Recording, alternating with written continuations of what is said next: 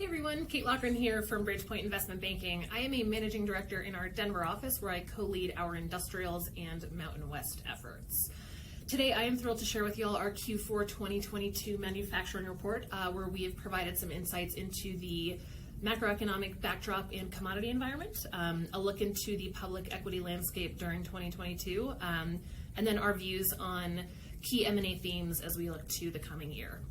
So overall, we've seen a recent softening in key indicators amid aggressive interest rate action by the Fed as a means of cooling demand and taming inflation.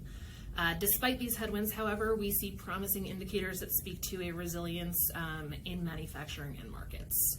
So we look to strengthen both industrial production and manufacturers' new orders, as well as shrinking order backlogs.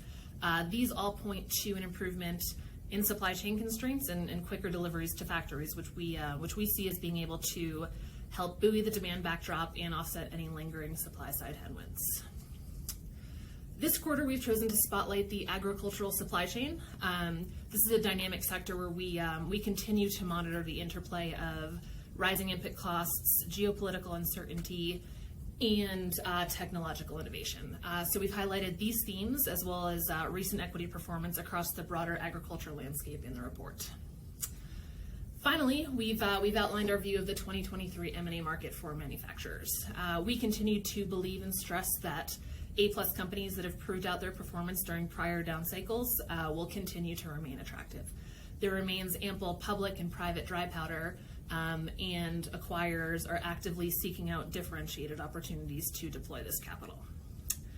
I would also highlight the importance of securing stapled financing during the sell-side process in order to maximize value, speed, and certainty. Interest rates continue to rise, and non-bank capital providers, whether that's unitranche providers or structured capital groups, are flexible and able to address a variety of uses of funds, whether that's for growth capital, shareholder buyouts, or personal liquidity. Manufacturing continues to remain a sector of interest for alternative capital providers. This is largely due to its historic resiliency and strong cash flow generation.